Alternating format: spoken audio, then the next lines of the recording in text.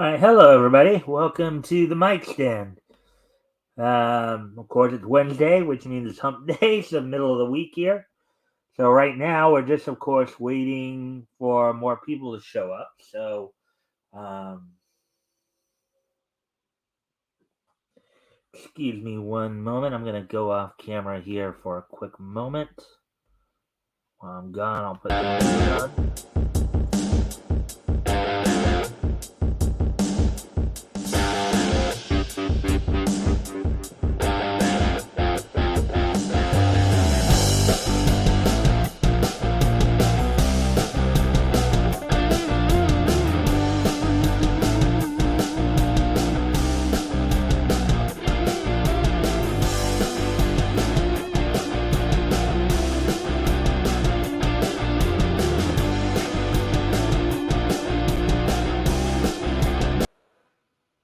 Yeah.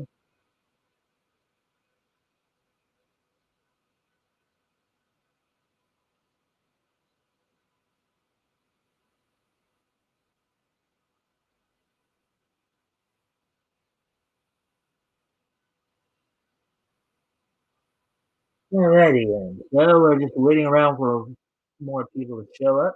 Um,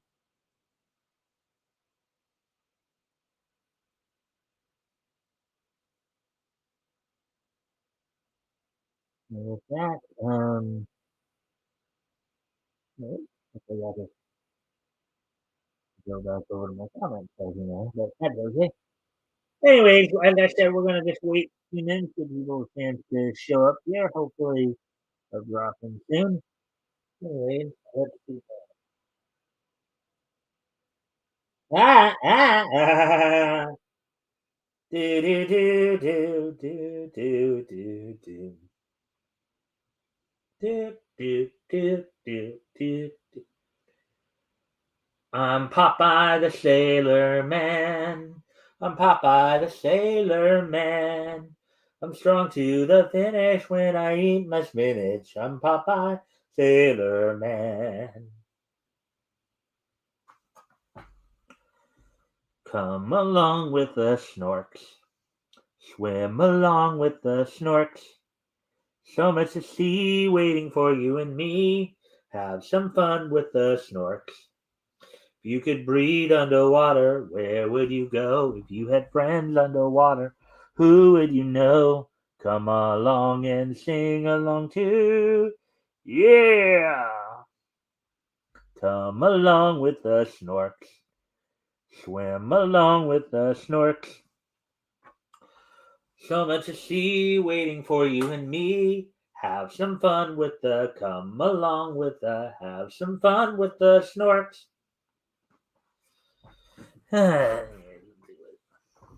Hong Kong Fooey, number one super guy. Hong Kong Fooey, quicker than the human eye. Chicky chong, chicky wong wong wong. Hong Kong Fooey, that's terrific. Hmm. Scooby Dooby Doo, where are you? We got some work to do now. Come on, Scooby Doo, I see you, pretending you got a sliver. You're not fooling me, 'cause I can see the way you shake and shiver. You know you got a mystery to solve, so Scooby Doo, be ready for your act. Don't hold back. And Scooby Doo, you're gonna have yourself a Scooby snack. That's a fact. Scooby Dooby Doo, where are you? You're ready and you're willing, and we can count on you, be Scooby Doo. You know we'll catch that villain. Brave star, brave star, brave star, brave star. Eyes of the hawk, ears of the wolf. Brave star, brave star, brave star. Strength of the bear, speed of the puma. Brave star.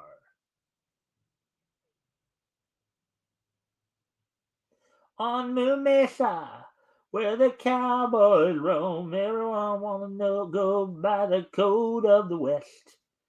on Moo Mesa. Hmm.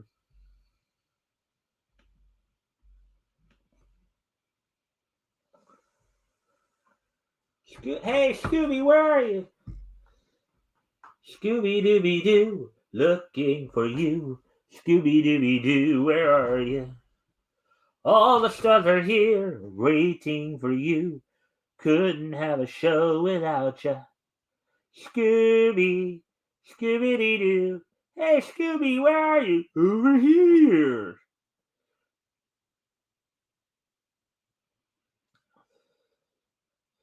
Let's see what else.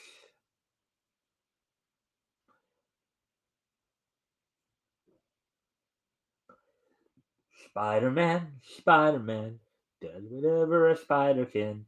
Spins a web any size, can't you see? Just like flies, look out! There goes the Spider Man. Is he strong? Listen up. He's got radioactive blood from a swing overhead. Take a look overhead. Hey there goes the Spider Man. In the chill of night, at the scene of a crime, like a streak of light, he arrives just in time. Spider Man, Spider Man, friendly neighborhood Spider Man. Welcome he is yours. Action is his reward to him. Life is a great big hang up. Whenever there's a hang up, you'll find a Spider Man. When Captain America throws his mighty shield, all those who oppose his shield must yield. In the red and the white and the blue it comes true when Captain America throws his mighty shield. Tony Stark makes it. He's a cool exec with the hottest wheels as Iron Man. All jets of flame, he fights and fights with repulsor rays. Amazing power, it's Iron Man. Amazing power, it's Iron Man. Doc Bruce Banner, melted by gamma rays, turned into the Hulk, and he just gallantly wrecking the town with the powerful, ain't so monster. Oh, who isn't lovable? The ever loving Hulk, Hulk, Hulk. Stronger than a whale, he can. Oh wait, actually no, not that one, not yet. Cross the rainbow bridge of Asgard, where the blue mean heavens roar. You'll behold incredulous wonder the god of thunder, mighty Thor. Now we go on. Stronger than a whale, he can swim anywhere, he can breathe underwater and go flying through the air. Noble submariner, prince of the deep, so beware of deadly demons.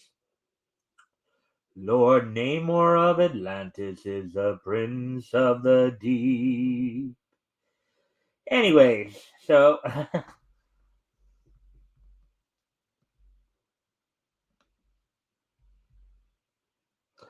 that's enough of that. Waited around enough here, I think. It's a good.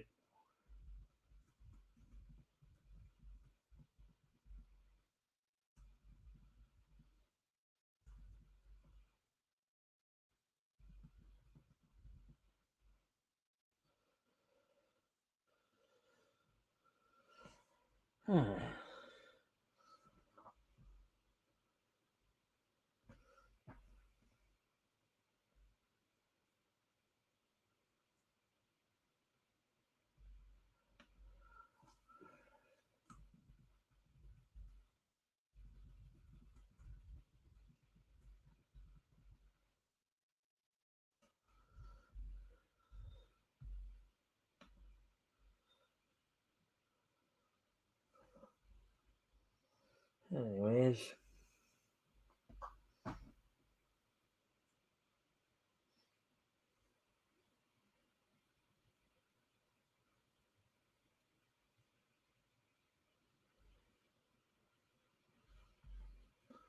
being a bit of a pain. I'm gonna go off camera here for one more moment here. I'll be right back. Here, I'll put some music on for you guys. When I come back, hopefully we'll be able to start things up.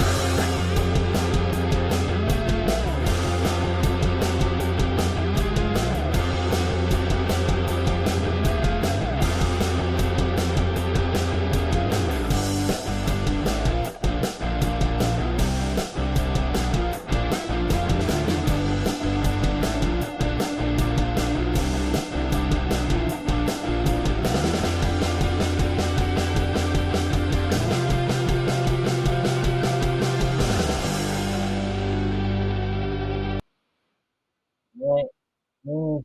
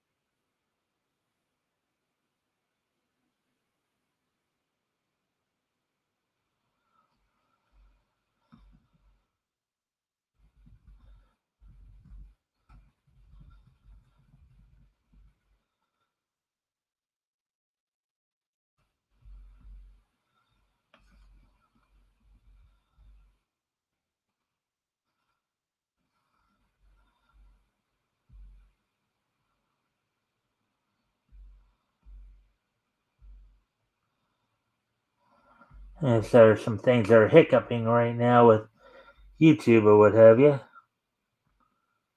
Anyways,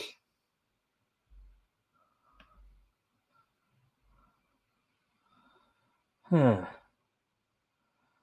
right. Well, I hope we can.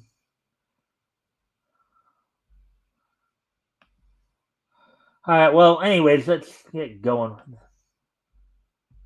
I'm gonna try one more thing here, and then.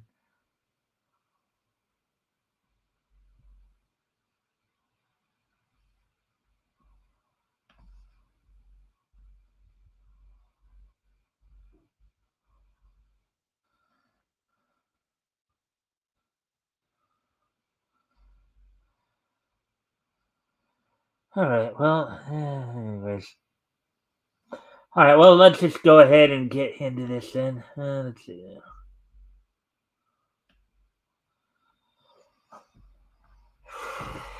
All right. So with all that, let's go ahead. All right. So here's what's on top tonight. We got a couple of anime articles we're gonna go over. Um, I bring them up here. Founding in the comics. Um,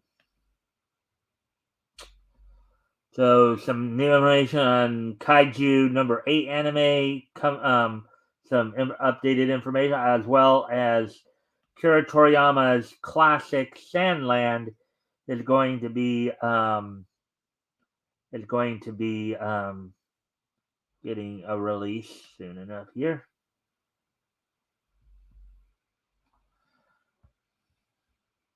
So with all that.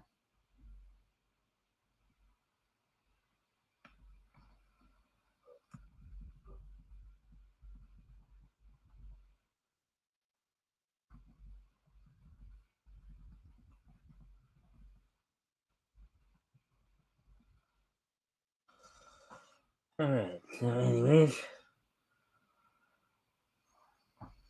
All right. So hopefully, well, and with that, here we go. Then we'll cover more anime story. We'll go over to CBR afterward. So basically, we got a couple anime stories over here on Founding in the Comics. We'll probably look on CBR, see what else is up. Oh, we now have, okay, goody. Um, So with that, we'll probably go ahead and cover, go over to CBR, see what's up there, and then of course, go through the wrestling wrap up as well as, and thank you guys for the likes and shares. That is appreciated. As always, guys, feel free to like and share. If you can help us out by liking and sharing, seeing if we can get some more friendly people on here, as well as, if anything grabs your attention here as we go over the articles. If anything grabs your attention, feel free to comment and or ask questions. I'll do my best to answer the questions as best as possible. So, anyways, with all that, let's go ahead and get into this first article, which comes from yesterday. Kaiju number 8 anime confirms production studios and release date with new teaser trailer. Article by Nerdigans Inc. published yesterday. If the mere announcement that Naoya Matsumoto's Kaiju number 8 would be receiving an anime adaptation had fans roaring with excitement, the smattering of new production information revealed in the series' latest teaser is sure to have them going wild with city leveling excitement. There's Kaiba Hibeno from in the Kaiju number 8 teaser trailer. When the Kaiju number 8 anime adaptation was initially announced back on August 5th, fans were only provided with a brief trailer. Now, for those of you who may not know, a kaiju is basically the gigantic monsters, like Godzilla, King Kong, that kind of thing. That's what Godzilla, most notably, is what a kaiju is. Giant monsters, most notably a giant lizard. So, all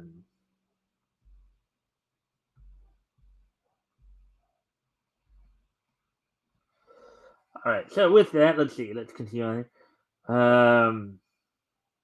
Fans were only provided with a brief trailer featuring vague shots of different locations with a shadowed cityscape backed by the sounds of sirens and rumbling. A set of noises intended to really stir a sense of anxiety regarding the impending arrival of the series Monsters of Destruction. But on December 15th, which was, of course, 6 days ago, so last Thursday, 24 hours after a mysterious countdown appeared on the official Kaiju number 8 website, the series unveiled a new teaser trailer featuring the series' 32-year-old protagonist, Kafka Hibino, in both his human form and equipped with a heated chainsaw in his Monster Sweeper Company uniform and his monstrous kaiju forms.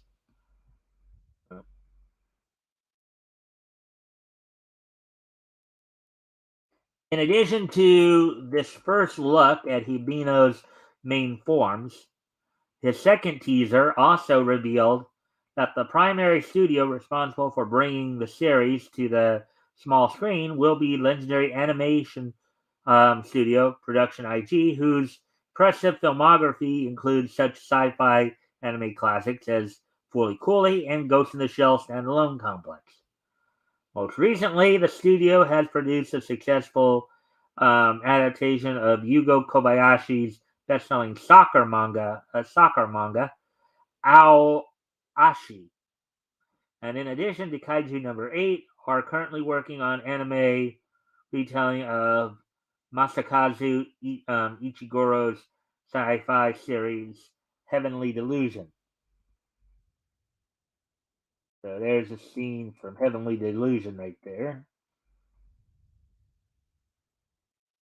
However, while Production IG will handle the series animation, Matsumoto's fearsome and monstrous kaiju designs will be brought to life by Studio Kara, founded by the renowned Neon. They forgot the end there, a little typo there. Neon Genesis Evangelion creator Hideaki Anno. Studio Kara is best known for their extensive work on the Neon Genesis Evangelion Rebuild uh, tetralogy. Um, and the shit theory of tokusatsu revival films, which includes Shin Godzilla, Shin Ultraman, and next year's upcoming Shin Kamen Rider.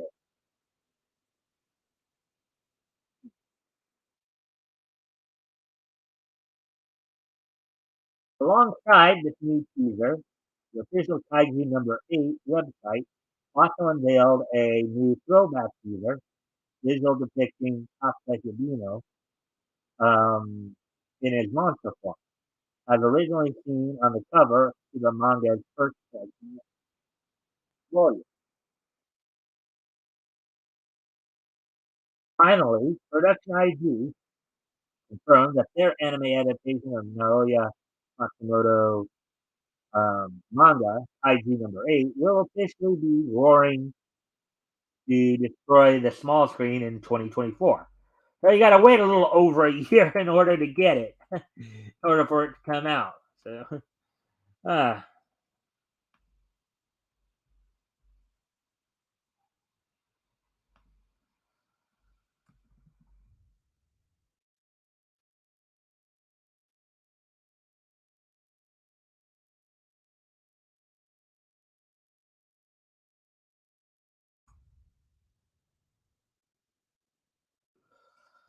all right. Let me go with that one. So, anyways, that's it for that story. Let's see. Let's move on to the next story. Actually, I might go over to RJ's site first and just see if there's anything there of interest before heading over to CDR. This stuff seems to be going pretty quickly here. So, anyways, here's the next article we're going to get into here. Um, Akira Toriyama's classic Sandland manga announces cinematic anime adaptation for 2023. Article by Nerdicans, published December 20th, 2022.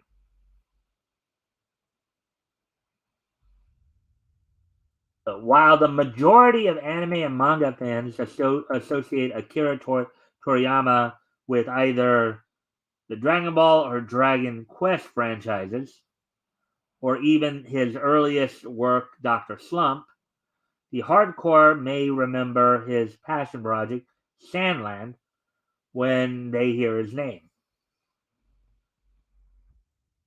Oh, yeah, and there's some interesting animation there. That does look kind of like some Dragon-esque animation right there. Dragon Ball esque.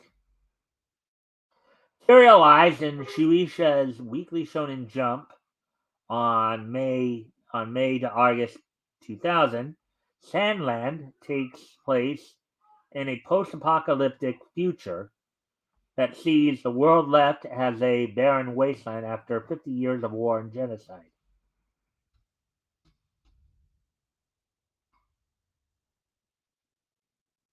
However, thanks to the newly deemed Sandland's only supply of fresh water drying up, the remaining citizens must rely on the personal supply of the world's greedy human king, which in turn effectively gives him complete control over their lives.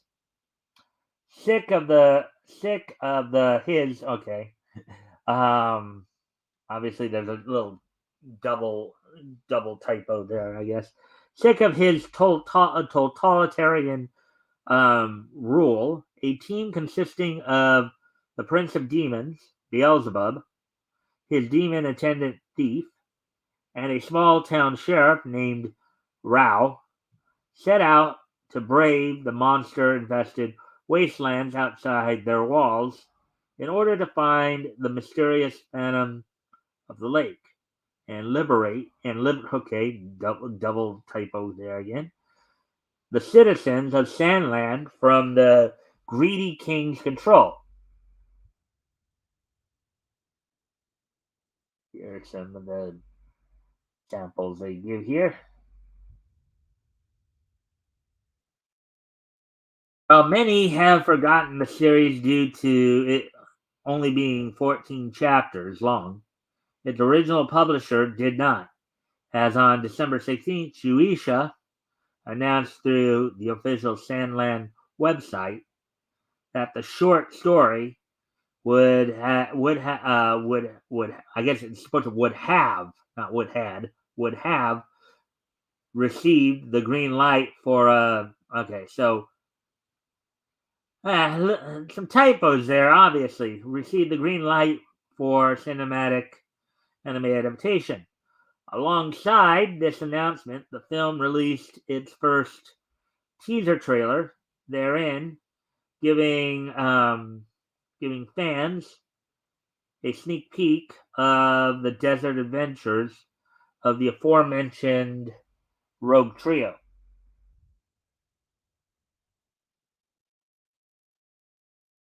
If anybody is, and of course, as always, guys, if anything grabs your attention, feel free to comment on it or ask questions, and I'll try to answer the questions as best I can.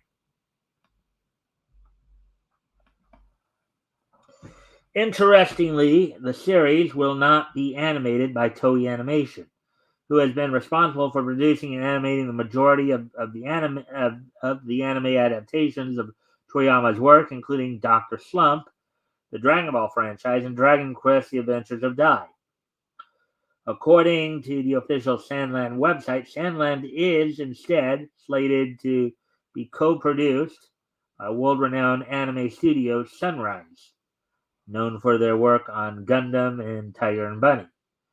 Kamikaze Doga, known for their work on Star Wars Visions, The Duel, and Batman Ninja. And 3D is CGI anime specialization production studio Anima Production, who are known for Xenoblade 3 and Fire Emblem Heroes.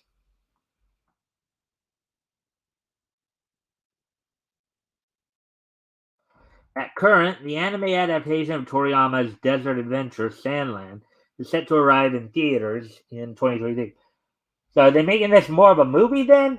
That's I guess that because I noticed that they're talking about it more like as if they're going to adapt it into a movie as opposed to a series. So, which I guess would make sense that it is only 14 chapters. I think maybe doing it as a movie would be end up being better. Anyways, let's go back and see what else there is to find.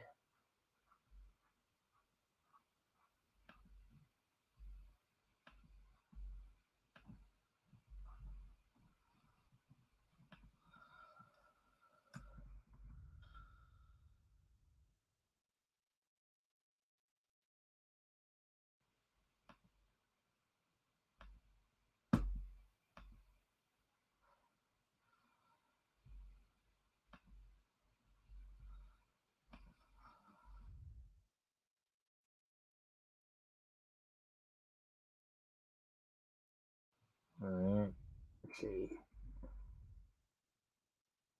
Looking through the rest of this, so let's go over to Critical Blast first and see if there's anything there. I checked that earlier, but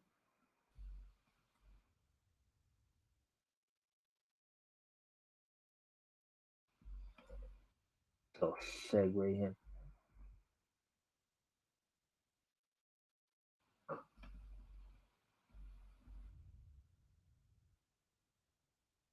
Anything there?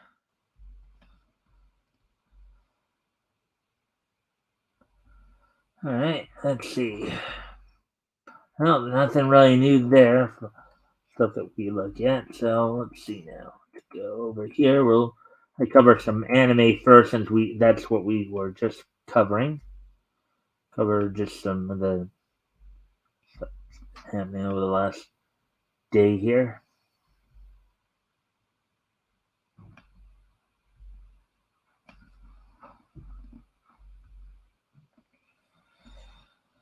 Oh yeah.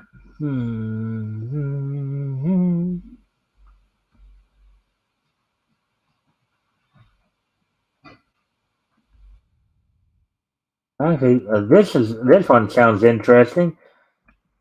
Let's see what's going on here. Anime fans are encouraging others to avoid the new Rurouni Kenshin. Anime fans remind everyone that Rurouni Kenshin's creator is a convicted P-word charged with possessing uh, child naughty pictures ahead of its revival. Article by Miki Suzuki, published 1 day ago.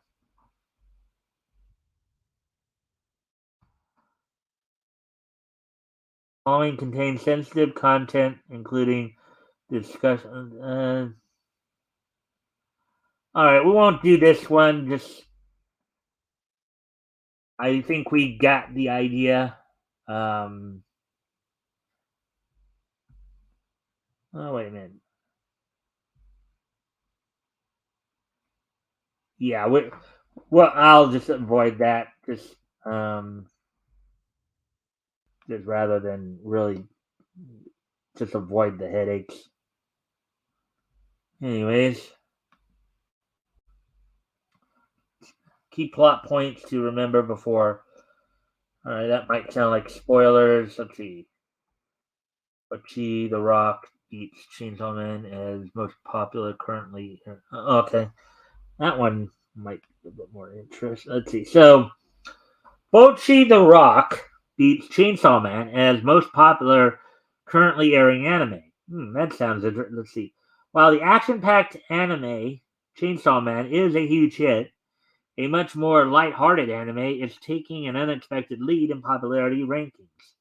Article by Aaron Solar, published 23 hours ago.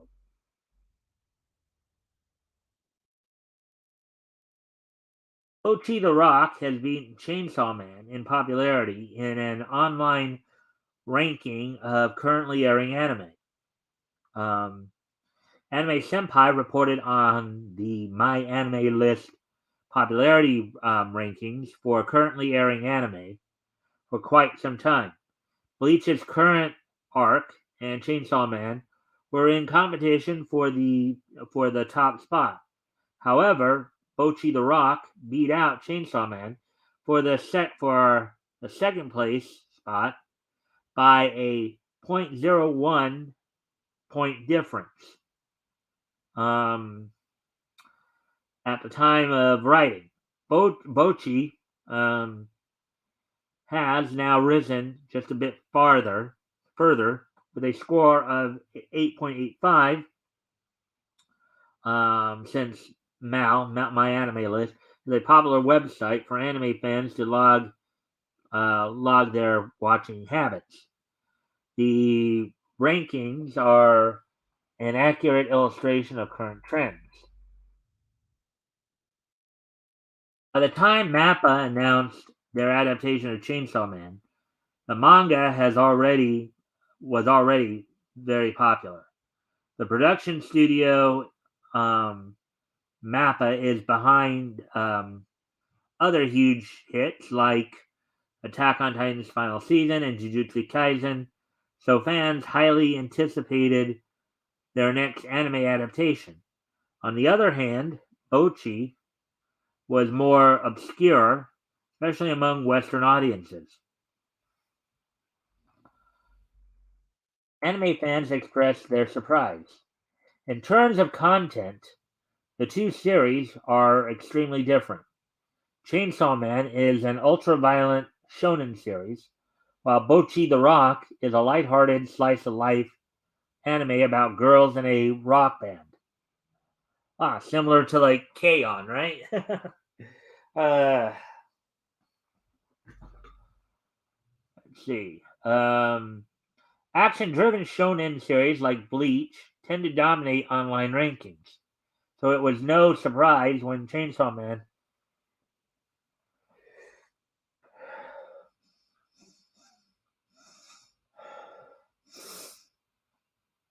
Anyways,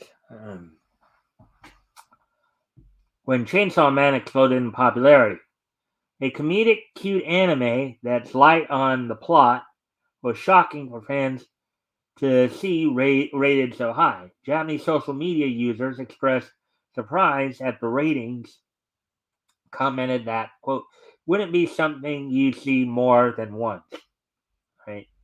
I'm going to go off camera here for just a quick moment. I'll be right back. Um, just going to take care of something here real quick.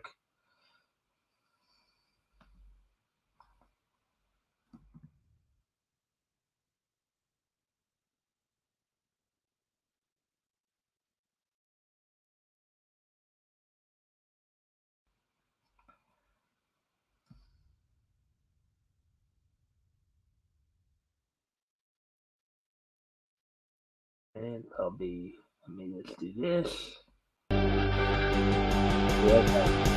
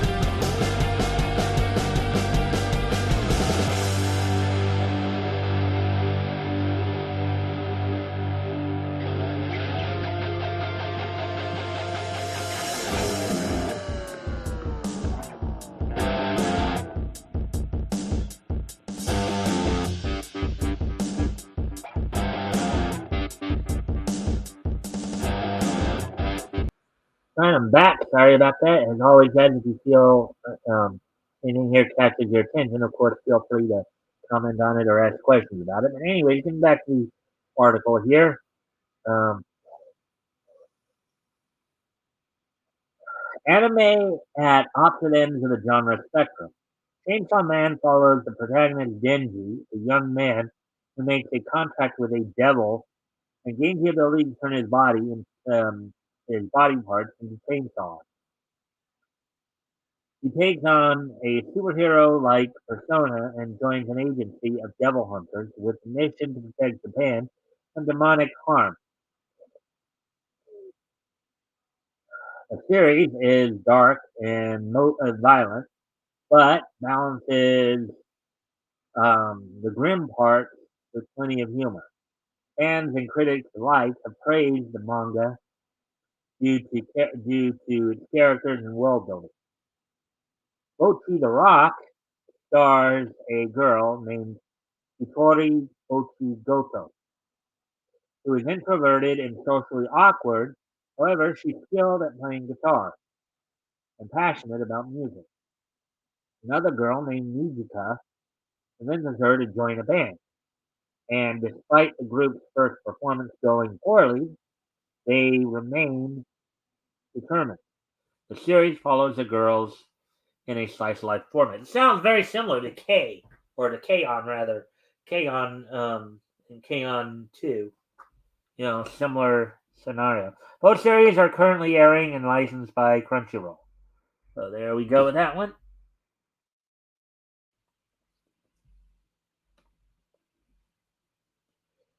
Hmm. So continuing on here with let's see what else we can find here.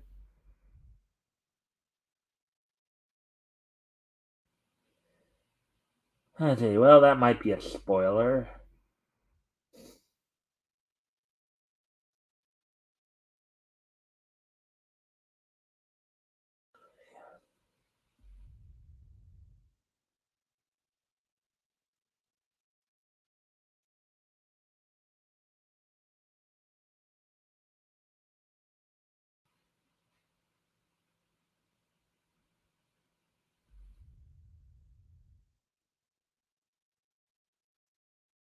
Let's see. Okay. All right. Here's something to look at here. Studio Ghibli releases kawaii pocket-sized pals for Totoro fans.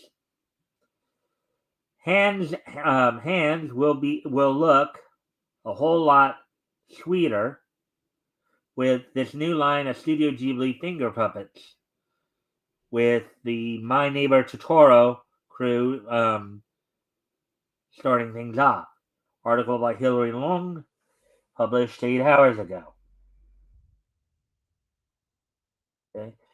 The holiday season is fast approaching, and instead of keeping one's fingers warm with gloves, it's time to abandon comfort and decorate the fingers with these Studio Ghibli finger puppets. As reported by Sora News 24, Studio Ghibli's anime merchandise specialty store, Donguri, Donguri Kyo wa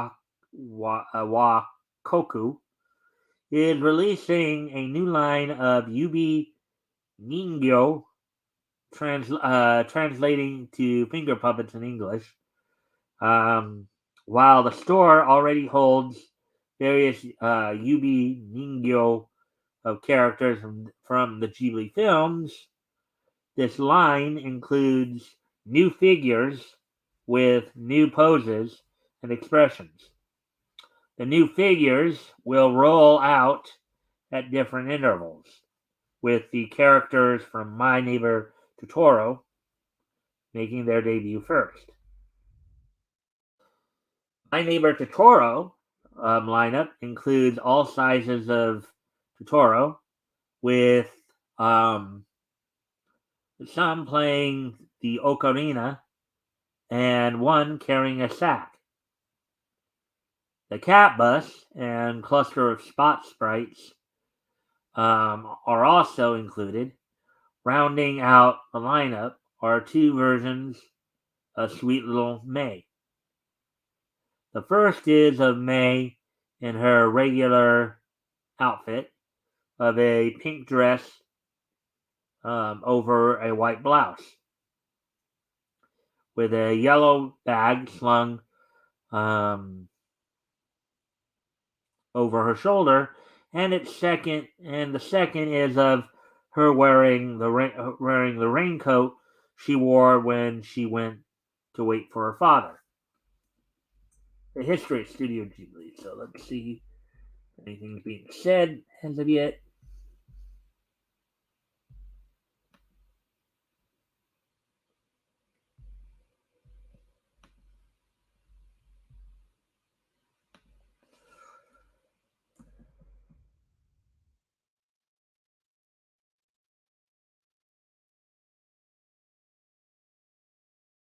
All right.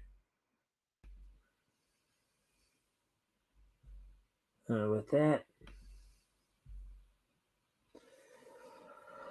founded in 1985, Studio Ghibli is one of the most well-known names in animation worldwide. Founder and acclaimed director Hayao Miyazaki named the studio thus as he wanted to, quote, blow a new wind to the anime industry, unquote. The first feature film directed by Miyazaki premiered in 1984, while Nausicaa of the Valley of the Wind came out before the studio's founding date. It is still considered a Ghibli film, grossing 31.68 billion yen in Japan. Spirited Away is one of the studio's most successful films to date. Um,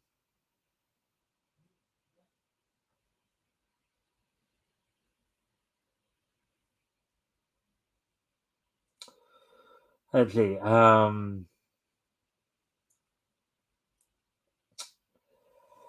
The most successful films to date, and the second highest grossing anime films, only behind Demon Slayer, the movie Mugen Train. The studio recently collaborated with Lucasfilms to produce a crossover short called Zen, Grogu, and Dust Bunnies.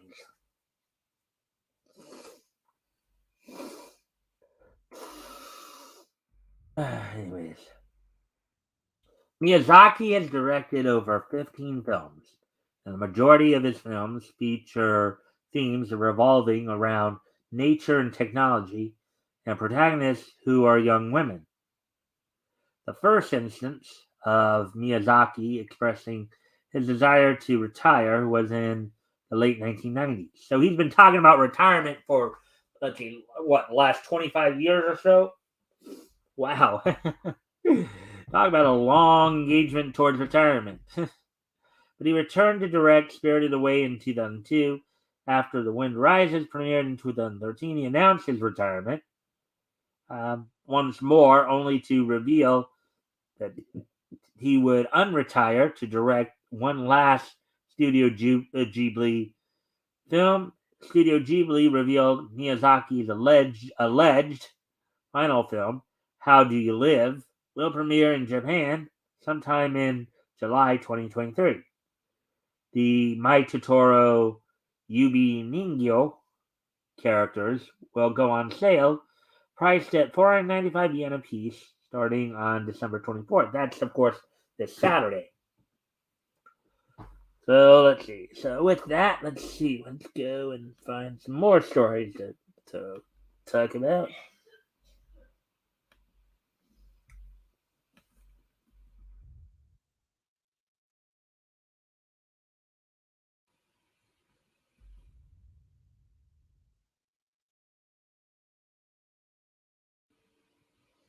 Hmm. Hmm. I guess that might be an interesting article to go over, kind of a profile piece there. So for One Piece fans here, which Straw Hat has the best fashion sense? Each member of the Straw Hat Pirates has proved their ability to be fashion forward, but there's one crew member whose fashion sense is unrivaled. Article by Sabrina Roberts, published 6 hours ago. It's going to be interesting to see which one it is, huh? Ah. One Piece fans can all agree that the Straw Hats are undoubtedly a fashionable crew. The main characters, and even some major supporting characters, have all undergone multiple outfit changes throughout the series. The characters' aesthetic changes tend to occur alongside the introduction of a new story arcs, and location, meaning the Straw Hats always manage to travel in style. Mhm. Luffy's crew is known to dress for the occasion and look good while doing it. From the hot sand deserts of um, Arabasta Kingdom, also referred to as Alabasta Kingdom in the English dub, um, to the snowy tundras on the mountain on the northeastern side of Punk Hazard Island. Um, the Straw Hats show up at every location wearing their most iconic outfits. Um, each crew member has shown a number of their own unique stylish looks over time. But, but one character that has consistently held the title for best dressed in every arc is none other than Nico Robin. Now that doesn't necessarily surprise me. You know, I'm guessing she's approximately in her late 20s. You know, I'd say she's probably one of the older members of the crew. Um, so she comes off as more, as a obviously as a young woman there. Anyways, the Straw Hats Pirates seventh member and archaeologist is a cowgirl.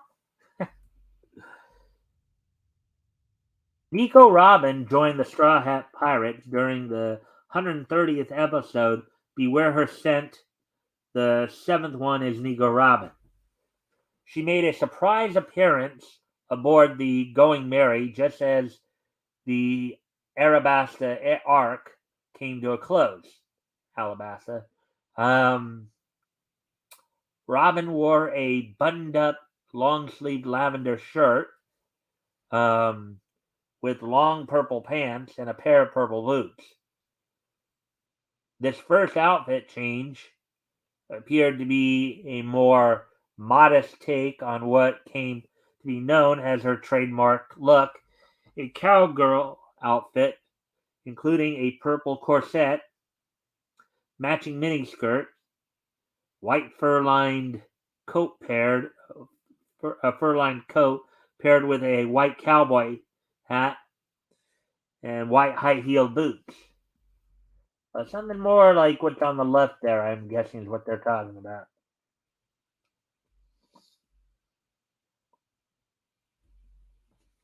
Robin's signature look is what she was wearing, disguised as Miss All Sunday during her debut in the last episode of the Whiskey Peak arc. Although her all purple cowgirl look rather is a well known and beloved classic, it's merely one outfit in a long list of iconic looks worn by the elegant archaeologist. Another fan favorite look, and arguably Robin's best outfit, is the short black long sleeved leather dress and matching high heeled boots. Um, she wore during the unforgettable Water 7 and Annie's Lobby arcs. Robin's pre-time skip wardrobe left nothing to be desired, but somehow Robin's style seemed to only get better and better beginning at the start of the post-time skip. Hmm. Yeah, now in England, of course, Funimation did the dub, and now Crunchyroll, they're continuing to do the dub of One Piece. Um, of course, for Funimation, it's Lydia McKay who's doing the voice of Robin. So Nico Robin's post time skip upgrade included her new trademark sunshades. Hmm.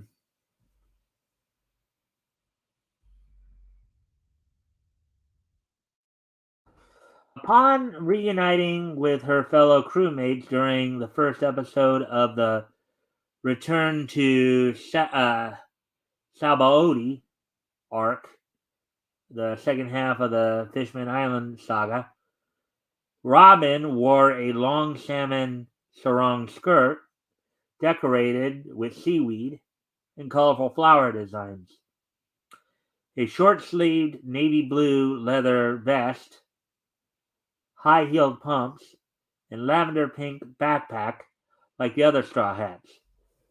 Like the other straw hats, her appearance changed to match the new direction Eiichiro Oda took with his art style and character designs, following the 2 year skip in the One Piece storyline. Now, mind you, I'm currently watching One Piece right now, so I'm not as up to date on this. You know, I'm right now where I'm watching. Of course, I'm at the beginning of the Marine Ford arc, so that's where I'm at. I'm like I myself am at I just watched episode 457 earlier today, so give you guys an idea. I guess the one on the left there is the look that she has, what that they're just talking about right now. Let's see. Let's see.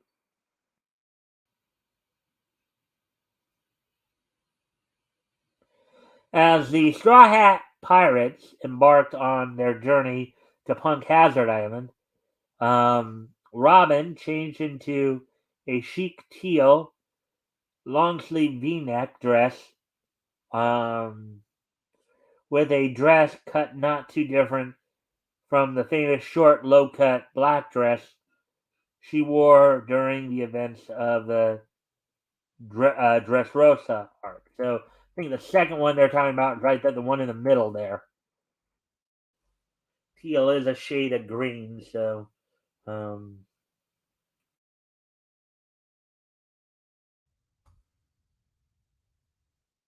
from her iconic, pre-time skip cowgirl hats to the trademark time skip sunglasses she wore over her forehead, all of Robin's outfits have received applause from One Piece fans and casual viewers alike. The attention to detail Oda pays when illustrating the Straw Hat's clothing has not gone unrecognized. While each crew member is designed to dress to impress, Robin's heightened sense of fashion is indisputable. So that's a very interesting take on that, huh? Hey, Rick, how you doing, man? Thanks for popping in.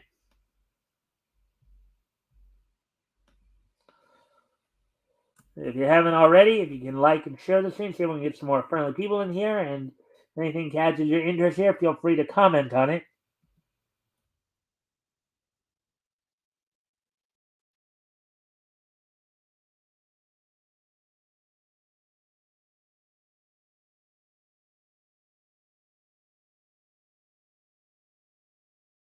Anyways, so as we get ready to move on to the next article, we'll find another article to go over. We're coming up on the hour mark now. So Rick, you coming to drop by from Chris's stream then?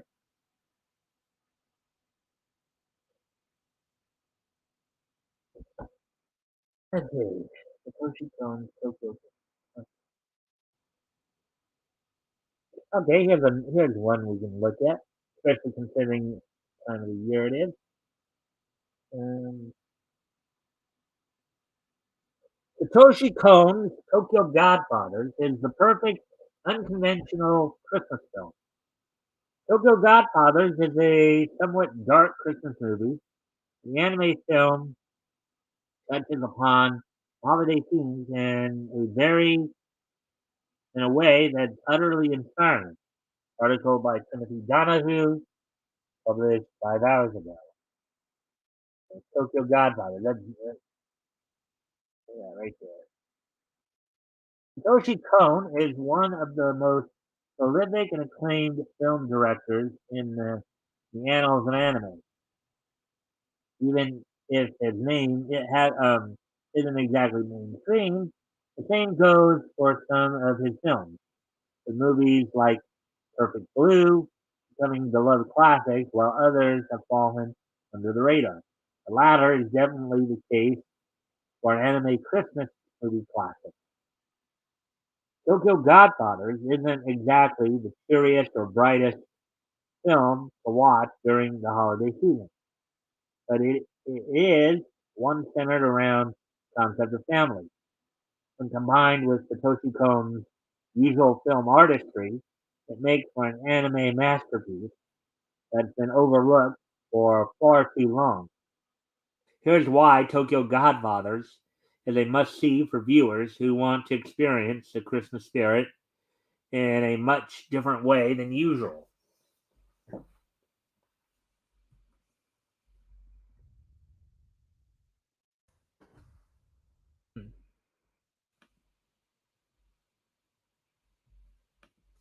Tokyo Godfathers is a unique take on the Christmas season.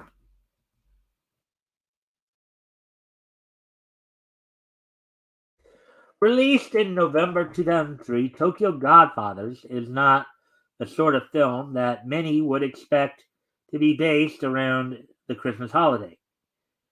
Its story revolves around three homeless people, Gin, Hana, and Yuki, as they experience a rather strange set of circumstances beginning on Christmas Eve.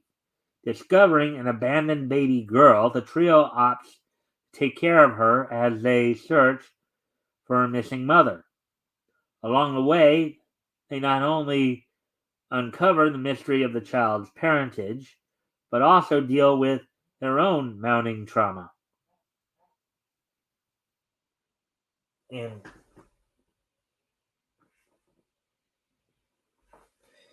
In doing so, um,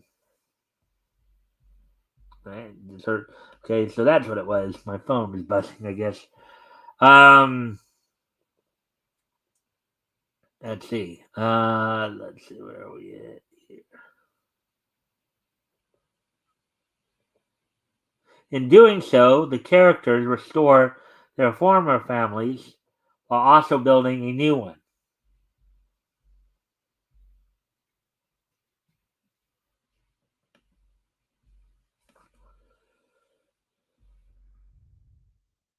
Anime in general isn't largely associated with Christmas, given that this is a Western holiday.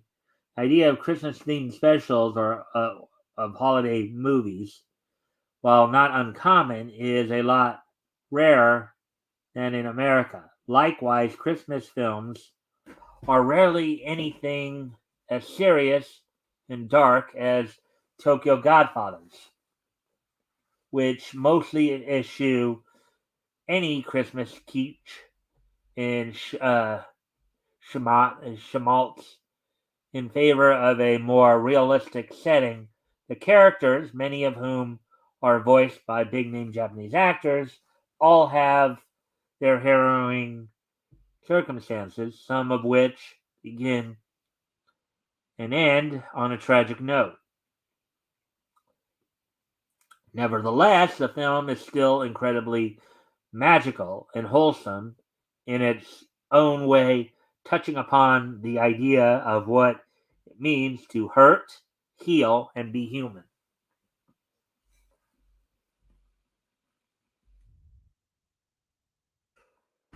Tokyo Godfathers is a grounded yet miraculous holiday film.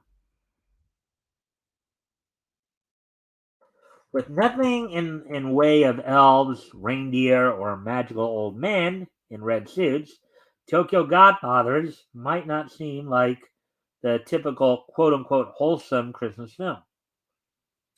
Its more realistic scope is strengthened by director Satoshi Kon deliberately avoiding the more fantastical elements of his previous films, as well as the tendency to blur the lines between reality and fiction. Nevertheless, the movie um, still has a magical charm to it, thanks to how um, serendip- uh, serendipitous the story's events are. There's a continuous series of inexplicable and near miraculous circumstances, all of which crescendo into a conclusion that borders on the edge of impossible.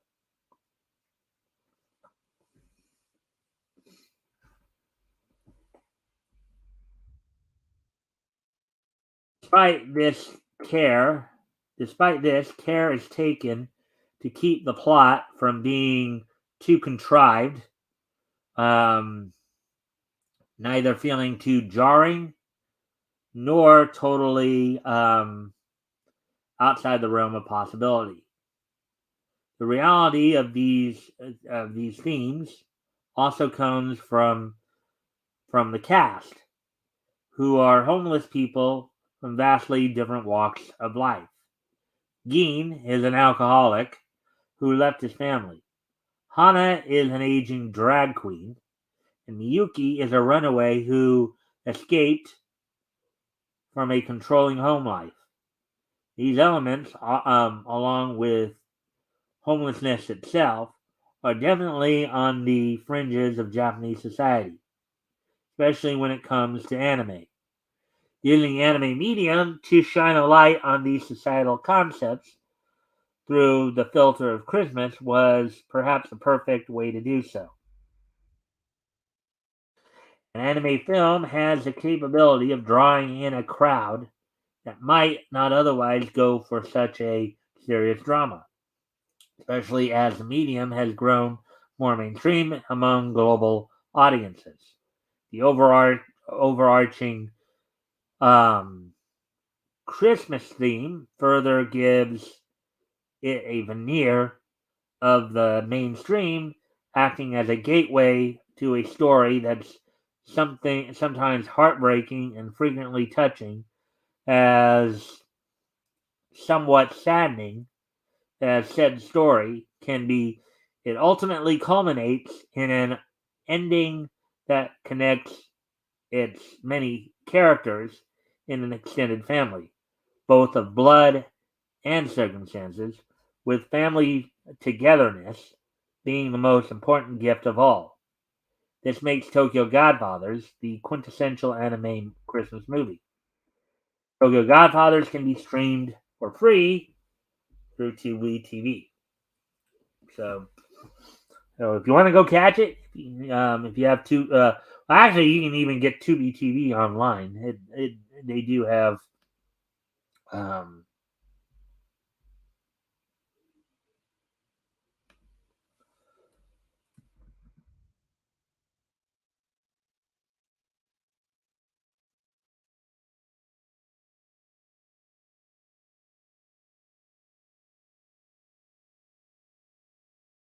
all right, so there we go.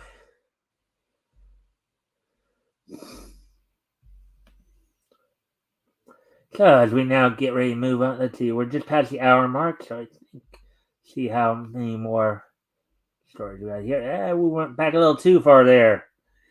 A little too far. Hey. Oh, okay. Well, let's look at this. Ash Ketchum's voice actor reveals her favorite Pokemon. Okay, this is so Sarah Nato Cheney is the current voice of Ash, as I understand it. She's the one who took over for Veronica Taylor when the production of Pokemon, when the English dub of Pokemon went from 4Kids to TPCI. So Sarah Natterton is the one who was brought in for the TPCI dub of Pokemon. So Sarah Natterton, the longtime voice actor behind Pokemon anime antagonist or protagonist rather, Ash Ketchum reveals her favorite pocket monster after all these years. Article by Cassidy Stevenson, published 5 hours ago. Pokemon voice actor Coronado Kenny um, revealed her favorite pocket monster. Give me a sec, folks. I need to go off camera here for a quick moment. I'll be right back. I'll put some music on while I'm gone.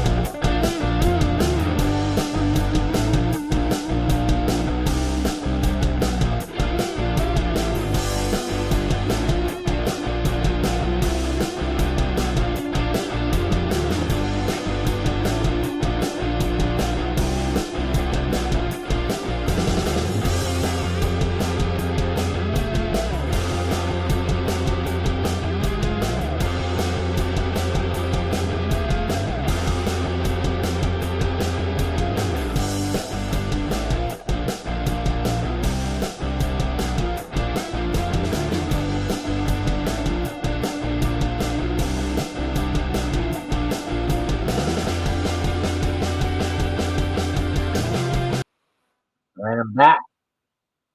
Let's see one more. All right. I'm going to go off again. Just real quick. Sorry. Sorry.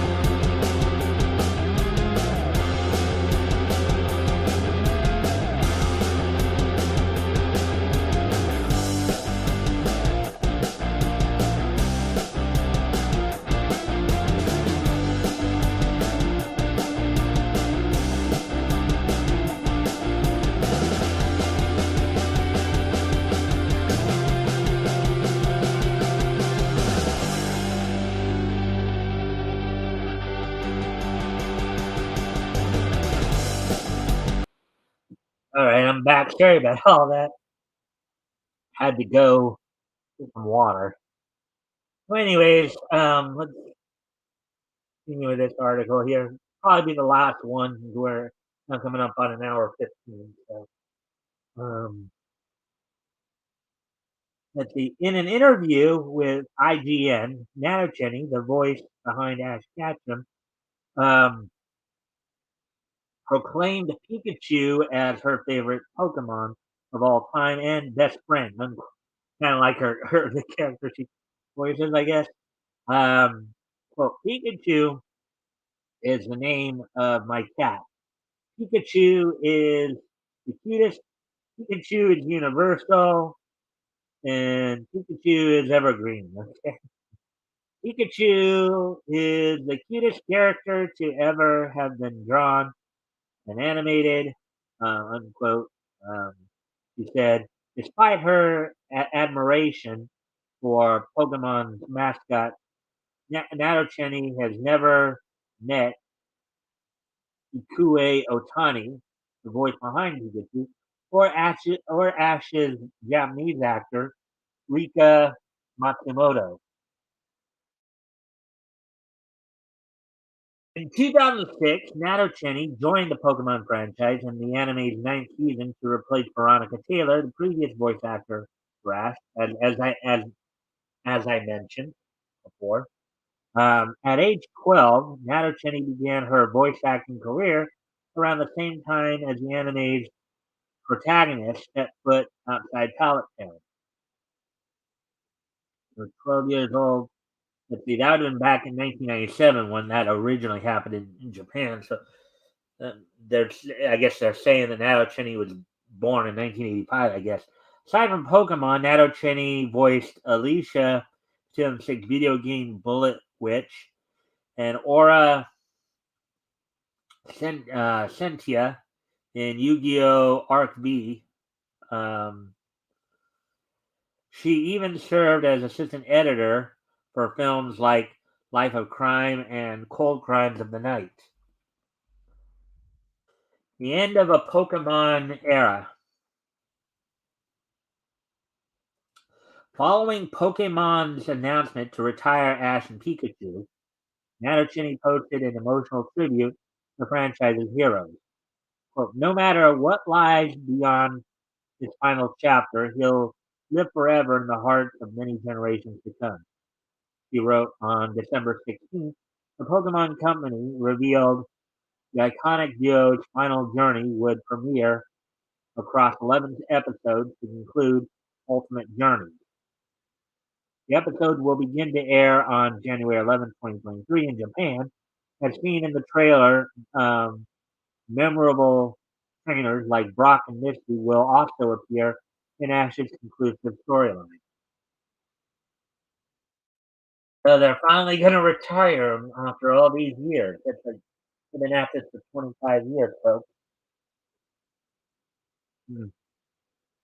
Many fans feared the ending would soon draw near for Ash and Pikachu following the trainers' win against Leon in the Masters 8 tournament of the Pokemon World Coronation series.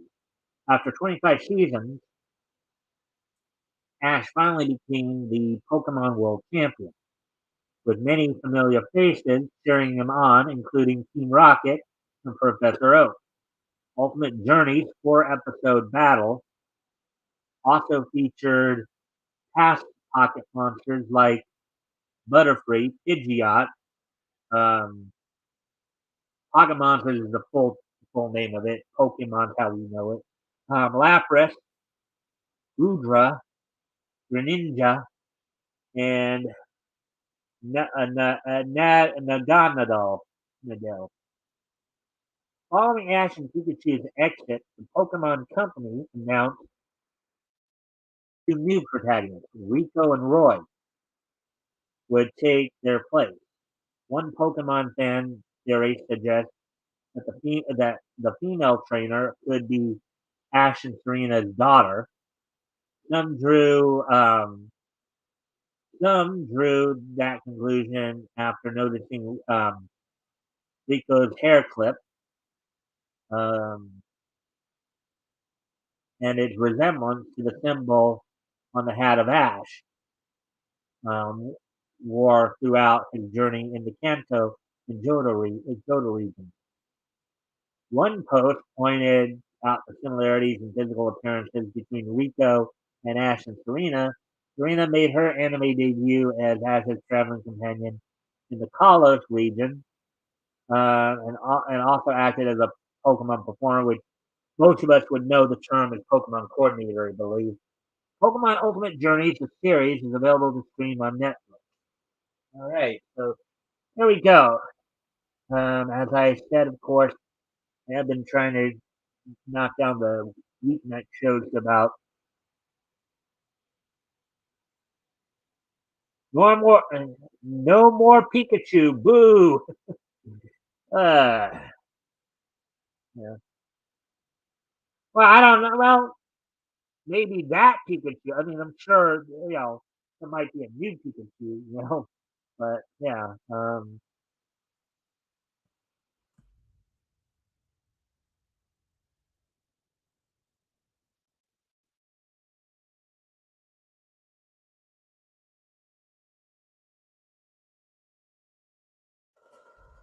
All right. So, anyways, well, with all that now, let's see now. So we're at an hour 20 already. Okay. So now it's time to start wrapping things up a bit here. So first off, I'm gonna go ahead and do a little bit of course, the wrestling wrap up a bit here. Just go over, just go over some wrestling news that came out today. A lot of it primarily with the WWE, of course. Let's see. Um, so now apparently Matt Riddle had some issues in which now, aside from being suspended for violating the wellness policy, the drug policy with the WWE, he's now been found to have been cheating on his girlfriend. He's had a history of cheating on his girlfriend with one of his former girlfriends. Sorry about that.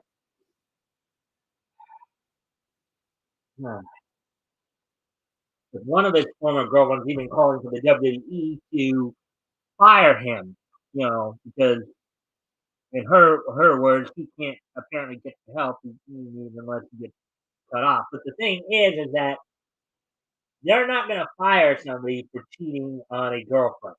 Okay, whether or not he's faithful to, granted, it's not the best thing in the world. It's not the nicest thing in the world to be cheating on your significant other, but that has nothing to do with what you do in the ring. Now, the wellness policy, that's another story altogether.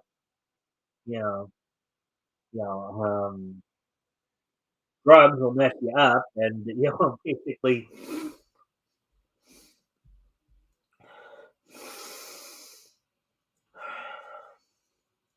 drugs will mess you up and will cause you to, you know, to basically mess up in the ring. So, and considering he I guess he's on a second strike here. They basically are forcing him to go to rehab. You know, but as I say, they might fire if he doesn't clean up his act. They might let him go because of the wellness violence violation. But they're not going to let him go because he cheated on his girlfriend. Okay, that's just not going to happen.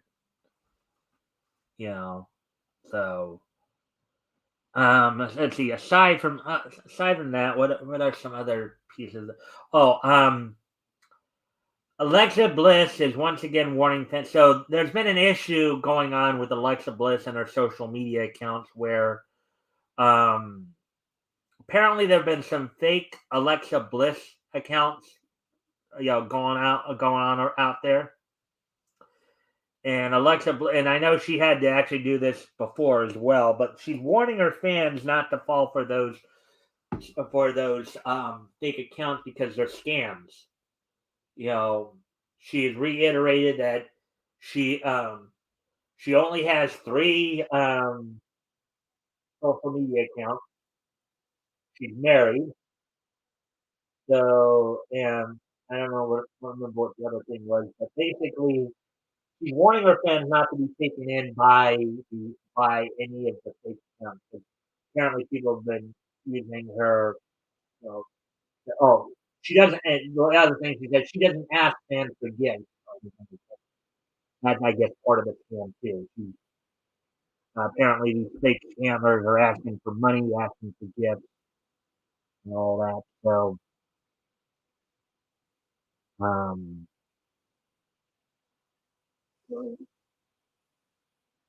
yeah. So basically, she's asking fans not to fall for the scam. Um, Now, in AEW news, tonight's Dynamite included a women's title event. Jamie Hayter defends the AEW World Women's title against Hikaru Shida, who is a former AEW World Women's Champion and, of course, is the record holder for longest reign with 372 days, basically just over a year. She held the title. Um, also on tonight's event, uh, match 5 of the best of 7 series between Death Triangle and the Elite. Death Triangle leads that series, of course, three matches to one. But after what happened last week, Kenny Omega decided to have them up the ante. They basically said, let's make this a DQ match. And this is potentially the last match. Let's make this a no DQ match. Let's even it up to where, because basically Death Triangle has been using a ring, the bell hammer. The bell hammer is the little hammer they use to ring the bell with. They've been using Death Triangle's been using that in their wins.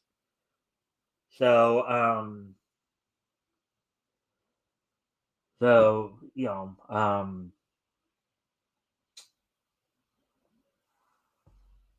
and FTR is taking on the Guns, Colton Austin.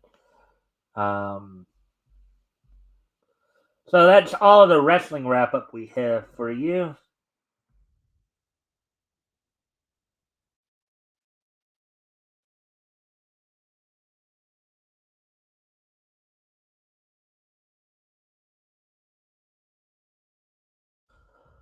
So now, I will start to close things out a bit here. As today is Wednesday, December 21st, 2022. Let's go ahead and take a look back at this day in history. History!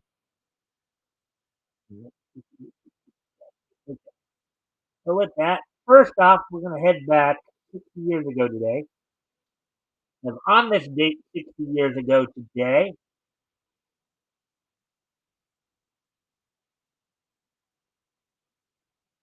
on this date 60 years ago today, the 305th issue of Adventure Comics went on this day 350.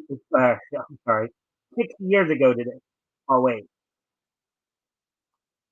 all right, I misread that. I thought that said December 21st. Apparently, I misread that. Sorry about that. That's for December 27th. Oh, phew. Apparently, I misread that when I posted that. So sorry about that. Anyways, um, moving on to the next piece of news history here, and this one I did read right. To serve it. All right, on this date back in 1960, or on this date back in 1962, 60 years ago today, Whipper Billy Watson regained the NWA British Empire title from Mike Sharp in Calgary for Stampede Wrestling. On this date, 60 years ago today, Whipper Billy Watson, who was also a former NWA World Heavyweight Champion, would regain the NWA British Empire title from Mike Sharp in Calgary. Now that's the Calgary Stampede version of the title. For those of you who don't know, Stampede Wrestling was the company owned by the Hart family. At this point, of course, still being owned by Stu Hart, the patriarch of the Hart family. So there we go with that one. And then now, and finally, on this date 20 years ago today, in 2002, Sunrise's Inuyasha the movie, The Castle Beyond the Looking Glass, premiered in Japan on this date back in 2002. So Inuyasha the movie, The Castle Beyond the Looking Glass, premiered on this date back in 2002, 20 years ago today. Now, with that, I before I go, I do have a programming note to tell you guys about. So I did mention I was going to try to do a weekend edition this Sunday on Christmas night. However, it has come to my attention after my show last night. It was brought to my attention that my family is in fact going to be doing something. So, so we will not be doing the weekend edition this Sunday. Um, so I hope you guys will enjoy the full weekend in Harley with your family. But we still are going to be back here Friday, of course, for the historical comics retrospect. RJ Carter will be joining me for that, as we're going to be focusing in on um, comics that went on sale in July of 1939 from uh, this week, focusing in on Fox Feature um, Syndicate. Um, Focusing on Fox Feature Syndicate. Um, with like Mystery Men comics and Wonder World comics. Um, so yeah, so I hope to see you all back here tomorrow for more news, as well as Friday for the historical comic book. And then of course, as I said, we won't have weekend edition on this Sunday, but I'm sure we'll have it return next Sunday on January 1st. Probably on January 1st when we do return. Now we will of course have shows next week as well, our regular schedule aside from weekend edition. So, anyways, I hope to see you guys back here tomorrow. Bye.